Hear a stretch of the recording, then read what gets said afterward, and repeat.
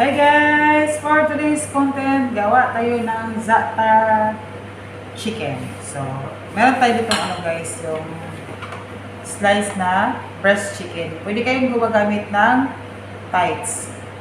Breast chicken or thighs, it will do. So guys, start na tayo. Huwag natin patagalin. So, mag-mix muna tayo ng ating pang-marinate sa za'atar chicken. So, meron tayo itong Greek yogurt, pero pwede kayong gumagamit ng milk na. So, ginagamit ko Greek yogurt na Greek yogurt na low fat. So, 2 tablespoon ng Greek yogurt. Tapos, meron tayong 2 spoon ng Greek yogurt. Tapos, lagyan natin ng za'atar. Ito yung za'atar, guys. Za'atar, tawag dito, guys. Ako kung ano po sa English yung za'atar, guys. Ito. Ayan, ito yung konting za'atar na 1 spoon. 1 tablespoon. 1 tablespoon ng za'atar. Masarap itong za'atar man, guys. Ito yung lalagay niya sa, sa papaya ba, yung za'atar.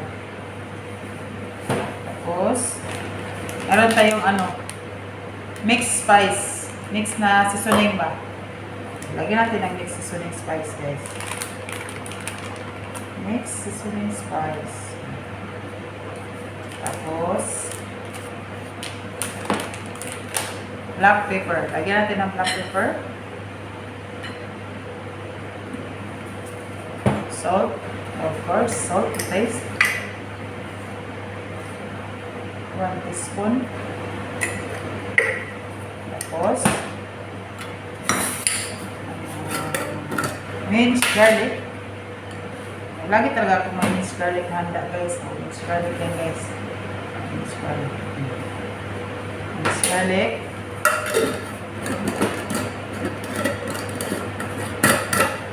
Tapos, ito guys, yun yung minced na coriander leaves tsaka parsley. Lagyan natin ng 1 tablespoon.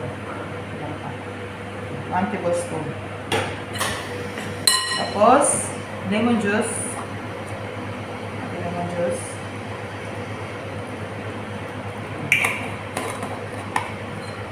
Tapos, olive oil. Ito yung pag-marinate natin sa ating chicken. So, mix natin, guys. Diba? Mix natin, guys.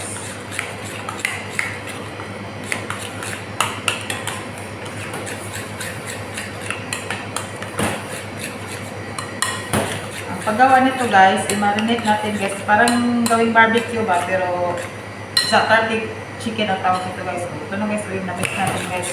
Pwede kayong gumamit ng libna instead of yogurt kaysa, pero yogurt ang mas masarap kaysa libna, guys. Pero para din, magkalapit lang yung lasa yung libna tsaka yogurt.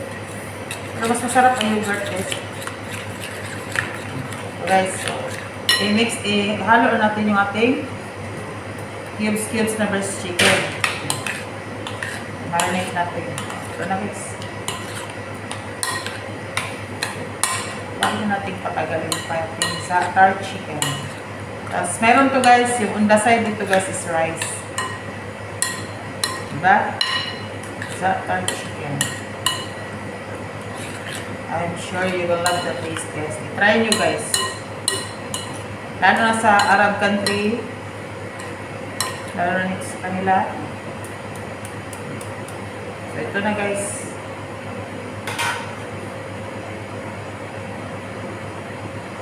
Marinate natin ng 30 minutes. 30 minutes, i-marinate natin ito, guys. Tsaka natin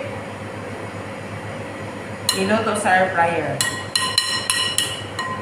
Diba?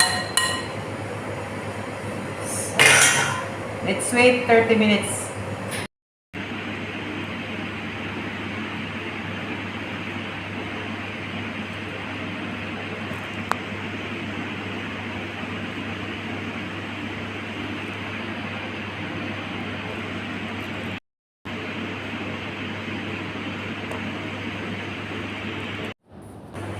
At ito na, guys, pinampisahan na ni Magda naman. Toho, guys, kung tawagin sa Bisaya, toho. Kung daw ng barbecue stick.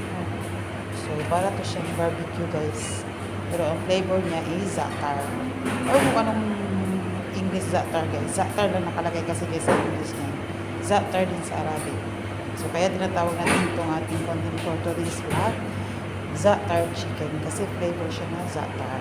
So, I hope may matutunan kayo guys ha. Madali lang yan guys. High protein din yan. Pwede yan sa mga low diet. Kasi high protein din yan guys. Pwede po yan. So, tuhugin natin para ilagay natin sa air fryer yung ating za'atar chicken. Depende din sa inyo sa kung gaano kalalaki yung mga slices na yung chicken. Kaya pinapahid-pahiran magdao. Pahiran para hindi masayang yung ating sauce. Sayang naman kasi guys kung hindi maubos yung sauce niya. May lasa kasi yung sauce. Nakita nyo naman kung gaano nag-mix ng ingredients sa sauce. So malasa yan siya guys ng ating sauce.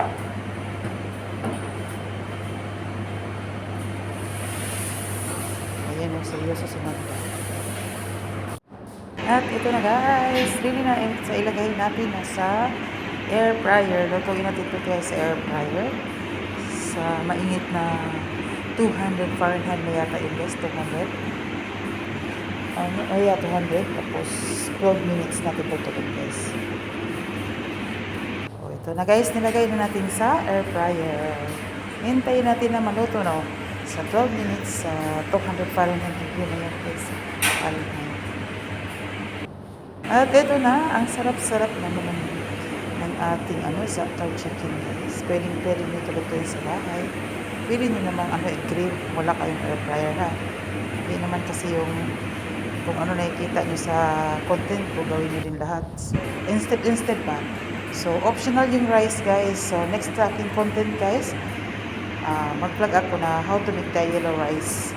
Para siyang kabsa kung tawagin sa Arabic. So, I hope you enjoy watching my content for today's video guys.